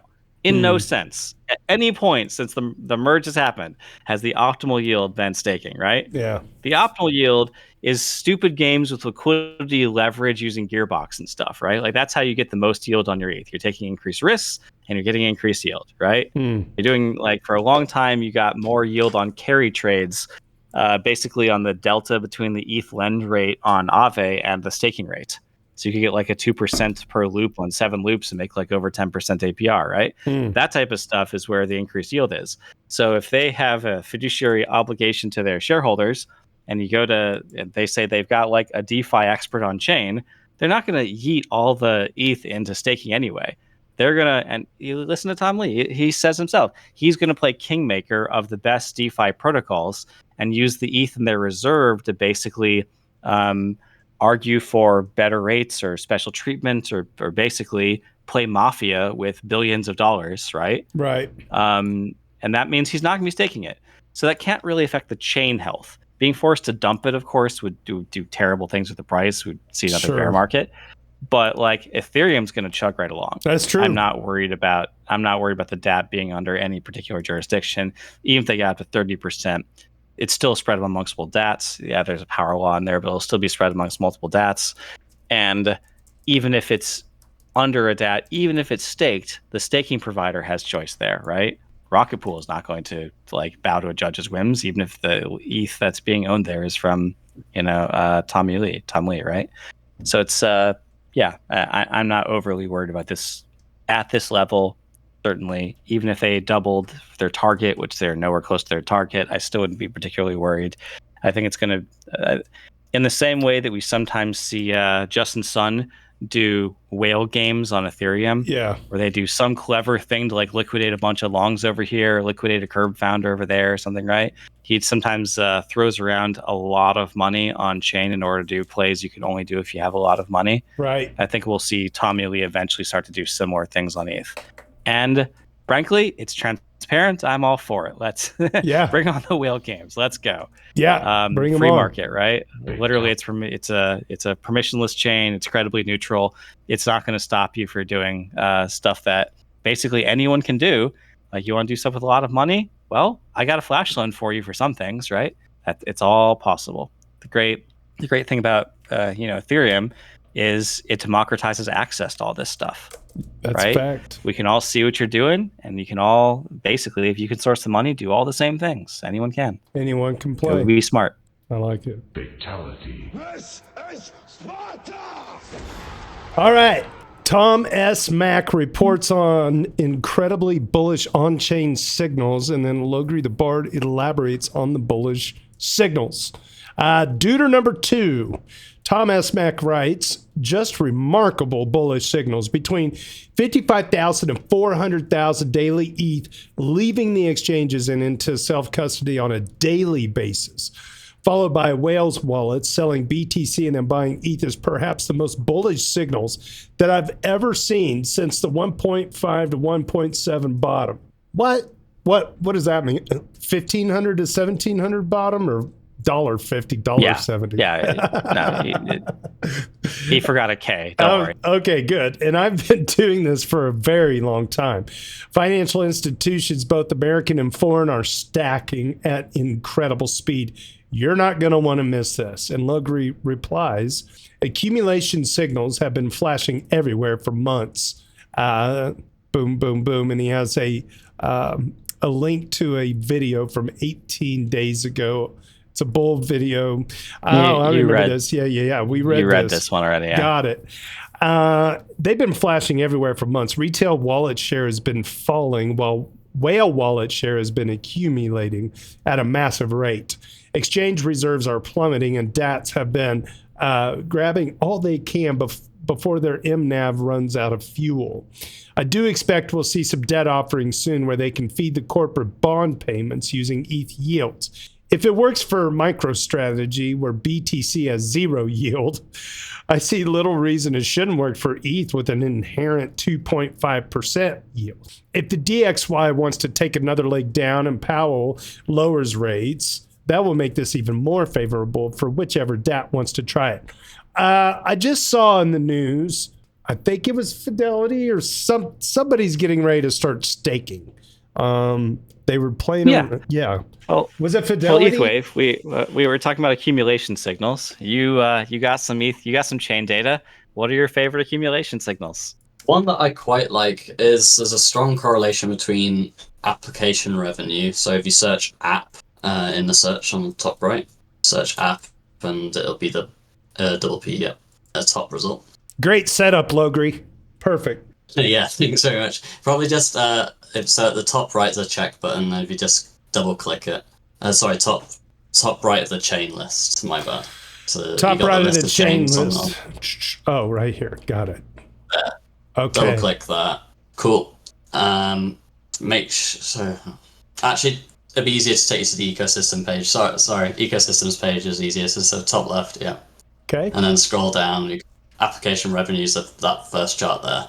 So you're currently in ETH, which is actually quite an interesting thing to do because this correlates pretty perfectly with price when you do it in USD.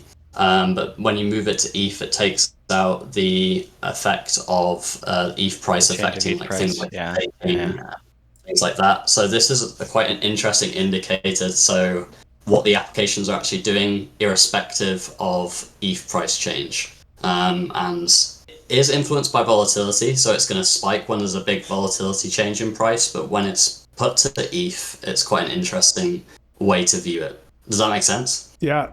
Look at the... I mean, I see ETH over on the left side, so this looks like it's there. So you're saying you're not that bullish? I mean, it's nowhere near the peak. It's certainly above the last trough. So those spikes there are from volatility changes. So there's lots of DeFi activity when the price changes radically. There's lots of arbitrage opportunities, so that's why application revenue spikes then. But like taking a longer term view of this trend, because I only trade on the longer term. Measured in ETH is actually an interesting thing to do. It's clearly up and to the right? Yeah, if you were to take it a step further, I would try and account for that volatility and try and remove that, maybe with a daily moving average or somehow account for that. Just something that says 30 or 90 day average would be fine. But overall, it's up and to the right, and when it's in USD, so if you scroll to the top of the page, there's a ETH USD toggle at the very top of the top right in the search. If you scroll back down to the application revenue, that tracks price very, very closely. Interesting. Over that time period. Is that an accumulation signal or like a chain activity signal? Because this to me looks more like, well, there's all the profit from the arbitrage that's happening from the major, chain swing, right? Yeah, Here's probably. This is probably the closest metrics we've got to that. To that, you're right. It's not perfect for what you're asking. When I'm referring to things like whale wallets, right? It's like, okay, what is the percentage of ETH that belongs to wallets that have more than 1,000 ETH, right? And you can see that shifting towards whale accumulation. Basic facts like that are, again, still chain data. Maybe not. Well, anyway, I don't know where you'd fit it on your organization here, but that's definitely a sign. Exchange reserves are another sign I often quote. We just broke through 17 million exchange reserves on the way down. And that's just plummeting. On DeFi Llama, and there's good websites like that will have those metrics. We're more focused on the activity metrics, which is a little bit harder in terms of like looking for value and how value moves. But it is something that we might explore in a quick bite, particularly maybe focused on stablecoin value, but maybe also ETH value transfers, and sort of seeing like how that changes over time. That would probably make a good quick bite. Well, you could get the volume of it and then have basically a histogram of the wallets that it went to, some type of, I can't really put it in words very easily, but you basically want to say, okay, the ETH is moving, but where is it moving to? Is it moving to big wallets? Is it moving to small wallets? What percentage of if you imagine like a heat chart, what percentage of the ETH that's moving is moving to wallets of a given size or higher, right? Yeah, we could definitely do that. Again, it might be we do try and like our primary focus is on how the chain is being used in terms of like activity rather than value, but there is definitely value to value metrics, so it's maybe something we're going to branch out to later on in our roadmap. Yeah, I think GrowThePie should have whale wars down here. We're just like people could set alerts on when like a custom alert if wallets containing more than 100,000 ETH move any significant percentage of their funds. Like let's say they decide to move 5% of their funds, where did they send it to? And I don't know if that's even part of your model or would ever want to entertain something like that, but that's kind of interesting. I mean, what I'm interested in is flows, right? Like where is the money going? And because accumulation is a sign that whales get in first and then they dump later, right? So I want to know, are they accumulating or distributing? And all signs at the moment, as the dude post was talking about, is accumulation signals klaxons are flaring everywhere, right? The ETH exchange reserves are going way down. Whale wallets are accumulating. The thing's ranging sideways, but ETF inflows are happening. When the ETF outflows are there, they're less than Bitcoin. When the ETF flows are in, they seem to be bigger than Bitcoin. Whale, we see huge BTC whales that are swapping entire positions. I mean, like significant positions, like billions of dollars into ETH from BTC. And yet the BTC ratio is kind of sideways, right? Like it may be a little down recently, right? The price is it's like maybe down from 4,700 to 4,400 or something, right? So when you see massive signs of accumulation and the price isn't responding, you're just waiting for that next cliff up. You're going to get a step function that snaps to higher at some point, which is basically what we saw happening from like 3,000 to 4,400 was this huge step function adjustment. So we're waiting for the next one of those as the market kind of coils a spring, as volatility starts to die down, as you get to the end of those triangles, right?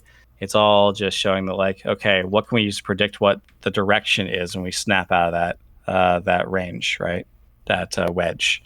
And all signs I see are looking good. Yeah, looking good. It'll be fun to see what happens over the next couple of years. I mean, we're watching. I'm friends with so many OG people. They're just like, God, I can't wait for the price to get above, X amount so I can get out of this now, and they're just beat down. It's like, God, there's been a paradigm shift. We just joined like legacy boring land, which is awesome to me because it's recognized as this asset class that's being desired by these huge institutions. Like they're not just sitting on it for speculation; they're going to be building on it, and you're going to be part of the product.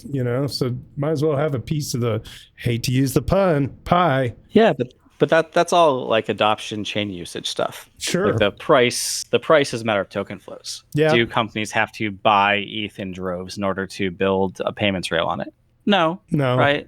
No, they don't. But what we can see is there is rising speculative demand for ETH the asset. Yep. And as you said, we just have clearly there's some old people that have been worn down, are just looking to exit the first opportunity, and you just have to have a turnover of the asset to have the next leg up. You have to burn through those reserves. Unfortunately, it looks like those reserves are at least in the 2+ million range, right? Yeah. There's like 2+ million ETH that just is from people that want out at this point, Yep. want off Bones Wild Ride, and the DATs have sponged that up. Some of it's been from the EF, some of it's been from whale-to-whale transfers. I know like Andrew Keys put in hundreds of thousands of his own ETH into basically transferred it for shares to his treasury company now.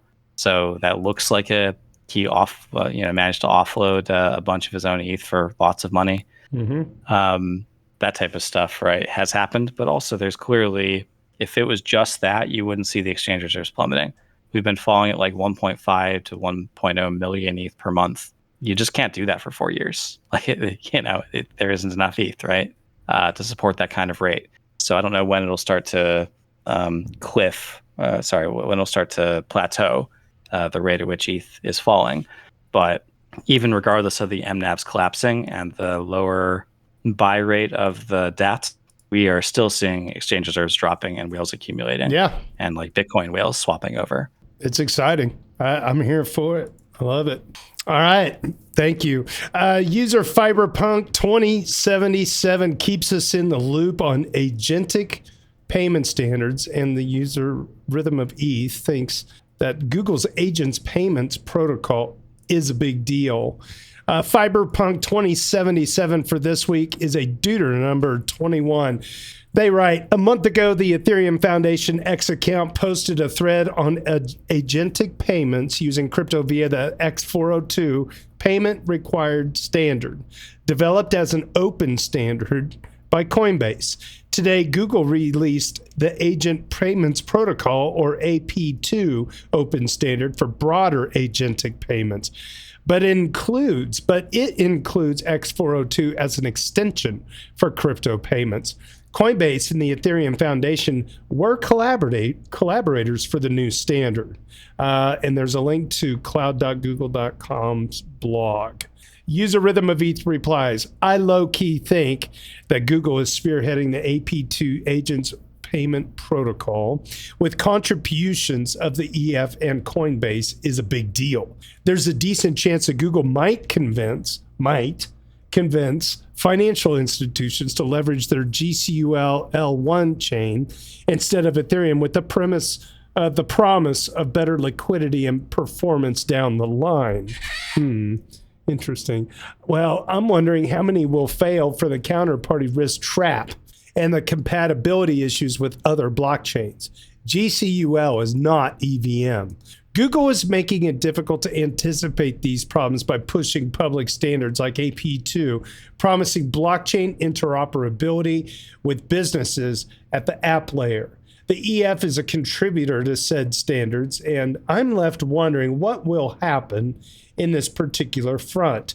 It does feel like Ethereum has challenges arising in many fronts, with things like corporate L1s competing for TradFi attention and fractious L2s competing for retail user attention. Oh boy, those are good points. Logri, do you have anything? Or ETH Wave, do you have anything to reply on that? And what is agentic? Maybe let's break it down for our listeners. Yeah, so AP2 can do a bunch of fascinating things, but the interesting part about it that I am surprised by is it's being spearheaded by Google. But if you ask what does AP2 do and what is an agent, you basically, whether you're on-chain or not, you can tell an agent with a signed message what your intention is. I want to create a shopping trip to go to DevCon in Thailand. Here's the dates. Here's my budget. And then your agent, presumably an AI, right, is going to negotiate with other agents on the other side do things like negotiate the flight and the car and the hotel and everything required for you to travel. Your agent presumably understands your preferences. So it's finding the right trade-off of things within that budget. The other agents are negotiating from their supply. And if you do this without AP2, then basically you have situations where you can have your hotel booked but not your flight. And then the flight prices change, you end up a little over budget and whatnot because it's not atomic, right? And you're dealing with different signed agreement, different partners. With AP2, you can get everything signed and then under a single atomic transaction do all the reservations at the same moment, right? And you can so there's one signed message is your intention is stated. Yep. Then there's a bunch of negotiations that'll happen presumably from your AI.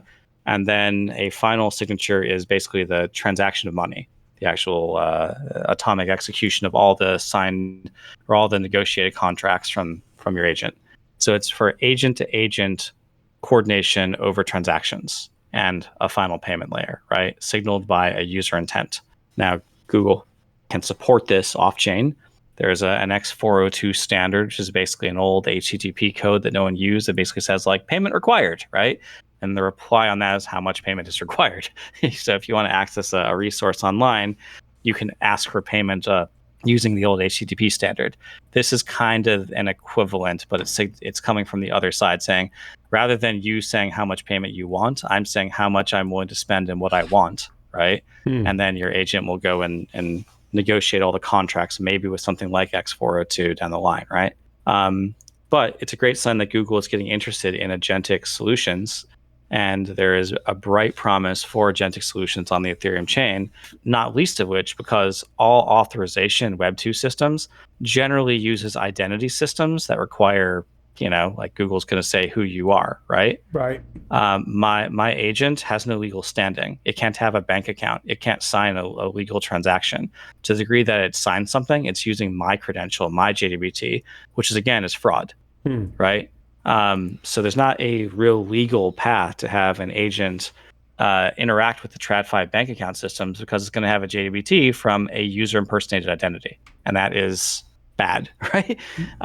So if you want to have even just a more legally compliant system, giving the agent an address means that it can now do transactions in a legal way without impersonating you, right? And as well as the composability of things on chain makes a lot of the disparate system negotiation that something like AP2 might do much, much easier, right? We have standard payment rails, for example. We have standard carding systems, right? So I think that there is a bright future for AI on chain. I know this is part of the ETH Digital Oil report. If you want to go and see a page or two on that topic, it gives you a nice condensed view of why that's the case. And this is all talking about like personal agent stuff. This isn't even just talking about business to business stuff. Business to business automation type stuff, skill automation, basically take a automated worker skill, invoices? put it in a box. Well, I was thinking more like you have an occupation and we can automate that occupation. And now how do you, as a business, great, you just reduce costs. As a worker, your skills just got automated by your business and you lost your job, right? Yeah. So you can use DAI systems to create these models so that your business actually owns the model, and businesses will do that. And that's one of the pathways for growth for DAI as a sector. But it's scary as a worker. You'd much rather that the union owns the model of that skill. And then they are responsible for keeping that skill up, that skilled model up to date. Right. And because they have ownership of it, yes, our workers are getting replaced, but we're securing a perpetual revenue right on the underlying skill set. And because we own the model, we can just deny your corporation access to the model, and that's effectively a union strike. So what do you think? Right, what do you think of Google's do no wrong, in this space? Based off of what Cyberpunk 2077? I mean, they felt a bit hopeful about it, and Rhythm of ETH is a bit more is more skeptical. There's no harm in AP2, right? Okay. Setting a standard is totally harmless. That is a do no harm type of play.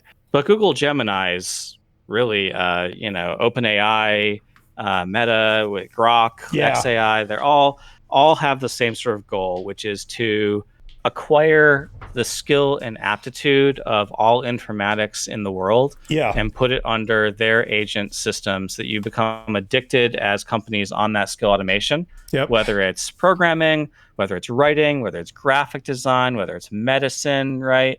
The goal is to take all the human skill in the world and put it in a box that they own and then monetize it. That's and a real problem. Displace trillions of dollars of jobs. Yeah. And we already see the impact of that on job markets today. Yeah. So if you look at what are the most unemployed degrees, recent college graduates, amongst them are computer scientists and computer programmer, computer engineer. That was unthinkable 10 years ago. Yeah. No, all signs it seems like we could towards never that. get enough, right? It seems like we could never get enough programmers. Software is eating the world, right? We were asking for outlandish salaries. They do your laundry for you. They love you so much, right? It was a fierce fight for talent. Oh, Jesus. And now we can't even employ junior engineers because the AIs do what they do, but better and cheaper. Yeah. Right? At the level that they perform, a good AI can already do that for development in most languages. So you see that in unemployment numbers in the US right now. You'll see that in job creation numbers. Job creation numbers have been abysmal. Like, it's just been getting worse and worse. And unemployment numbers are going up, and we haven't even really gotten the impact of like Waymo and automated trucking, which will automated come for trucking more, right? and driving is going to be the most catastrophic. Waymo's just hitting major cities in rollouts right now, right, for automated taxis. Automated trucking, it's already in routes going north and south and across California, but it'll go interstate pretty soon. It's just there's more political resistance than there is technology hurdle at the moment. Yeah. So we're going to see a big hit on the job market continue. Like, I think it's bad, but this is how you can see the equity markets continue to grow up, to go up and up and to the right, while the job numbers go down. And the job numbers going down, that created rate cuts, which creates more fuel for equities to go up even further, which doesn't necessarily create more demand for jobs, though. Like, okay, the reason I couldn't get jobs because I couldn't get enough capital in order to hire them, couldn't finance it correctly at a company, sure. But in a day and age where there isn't demand for the workers because the jobs are being filled by AI and automation, those cuts are only going to cause stock buybacks, not investments in workers, right? Right. So the economic playbook the Fed is acting on is going to lead to more and more rate cuts, as you basically see a sharp K-shaped recovery where jobs go down and the equities go up, right? Which normally those things are very correlated, but not in an agentic age, potentially, right? This so is at a macro different. level, this is going to be a multi-trillion-dollar impact that we're going to watch play out in real time. Yeah, the displacement. I don't know. I mean, I know we could do a whole hour on this. We could. We won't. But we won't. But people are hungry. They want lunch. Yeah. Well, and thanks for clarifying the agentic stuff as it relates to Ethereum, and Google's internal chain versus EVM stuff. Let's just hope they stay decentralized for the sake of all that's good and decent. All right. User Major Pickle 01 laughs at the Solana community's flip-flopping, and user Numerous Ruin 4947 explains Solana's relatively pointless staking mechanism. Let's see. Major Pickle 01 for this week is a Deuter number 6, and Numerous Ruin is a Deuter number 15.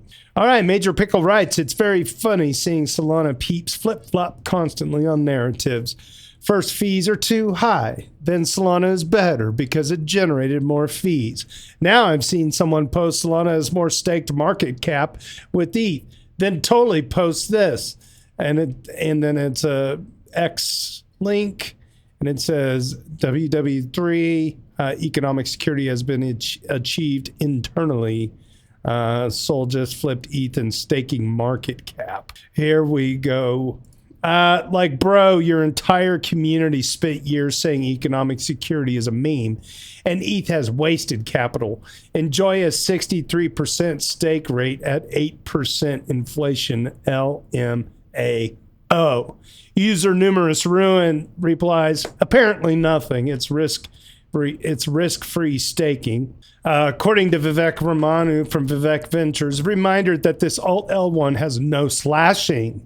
So staking is just theater to justify their inflation. ETH solves for economic incentives with real consequences. Others solve for getting their staking ETF approved quickly to mint more tokens to subsidize their data center validators. Man, that's a good clapback. I like that. Let's get the old EV Mavericks. Let's retweet Vivek Raman on that. Why not? Well said. Just to quickly add to that one as well, I don't think Solana has a staking queue like Ethereum does. So like, how nation state sort of security level is that if stuff can be unstaked super quickly? Yeah, it's just not comparing apples to apples. Yeah, very good. Yeah, and just Cyrus Unessi. Oh boy, I don't know if I can find him. Actually, I think I just retweeted him on the Mavericks Twitter handle. He had a nice clapback too. Let's see, I got to go to the profile. I got to find this here. It is, yeah, Cyrus Unessi. I think it's Cyrus. Says, look, to be fair, I'm not even an ETH maxi at this point. I would love to run a Solana validator, if only it didn't cost $90,000 per year just for voting, not even considering hardware and bandwidth costs. The Solana Foundation wallets and delegated stakes were public, right? Just consider the inflation on it. There's something like 60% of Sol is staked, right? Yeah. And the rate, the staking APR you make on that's like 8%. So imagine how inflationary that is, right? Yeah, that's bad. That's the cost of this, right? You have to find buyers of all of that. But, okay, totally. Economic security. And finally, for this week, for our final Doot of the week, our number one on the leaderboard, Harag gives us a full rundown on the upcoming Fusaka hard fork. I'm excited about this. In today's ACD, All Core Devs, you know, if they just called it All Core Devs Call, they could call it the ACDC. That would make it more fun. Anyway, during the call, the Fusaka upgrade timeline was discussed and some definitive dates have been laid down.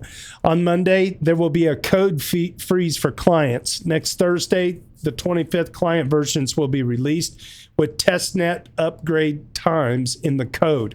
The testnet upgrade times are the following: Haleshki on October 1st, Sepolia on October 14th, and Hootie on October 28th.